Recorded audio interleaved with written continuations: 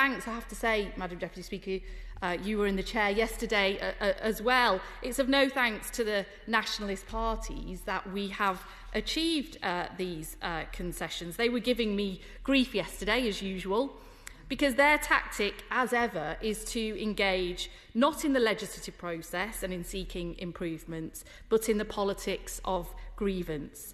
Despite being in government in Scotland themselves and having a sizable parliamentary group here, it's always somebody else's fault, isn't it, Madam Deputy Speaker? They sit at the back of the bus with their arms folded, shouting at others in order to get a bit of clickbait for social media, which I'm sure was what they were doing yesterday.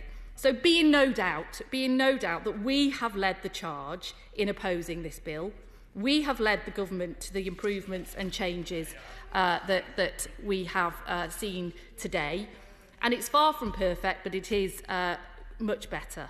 And that's because we do have to actually live with this bill in the coming years to come. But the government must reflect too, because their starting point couldn't have got this more wrong.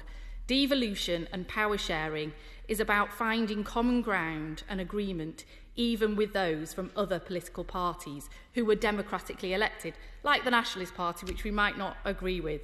Trying to power grab and hug powers close doesn't defeat one's opponents, it gives them more oxygen, it gives them more grievance.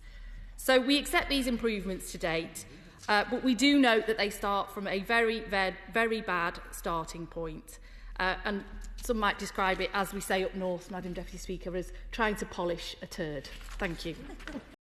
And it's incredible to hear from the Labour front bench, them trying to take credit. They say they led the way. No, they've actually paved the way for this bill to do that to the Scottish Parliament. And they talk about the guile that they've shown. Well, it's gall that they have when they talk about this. You can understand, Madam Deputy Speaker, why they only have one MP in Scotland. Because the Labour front bench spent more of their time, rather than taking this bill apart, which should have been done, but talking about the democratically elected members of the Parliament that are here.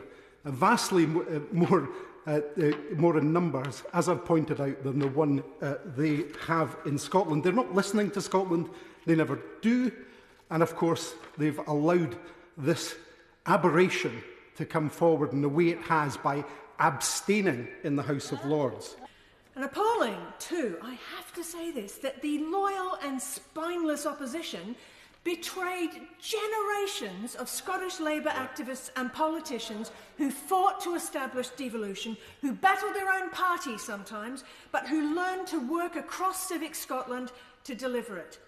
I think they must not have heard the warnings of Scottish Labour action that a powerful, devolved administration in Scotland wasn't a frippery, but an absolutely essential counterpoint to Westminster and Whitehall blindness to issues anywhere outside of the southeast of England.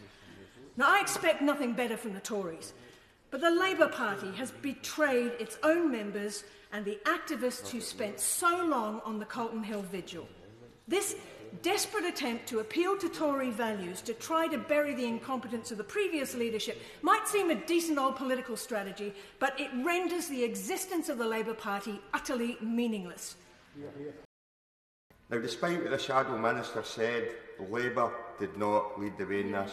Labour gave up in devolution and they gave up in other places. They didn't even back Monwell Friend in the Reasons Committee. Labour sat in their hands in the vote in the Reasons Committee as well. And I'll quote Lord Stevenson, we won't divide the House. That is given up. And what Labour gave up on yesterday in the Lords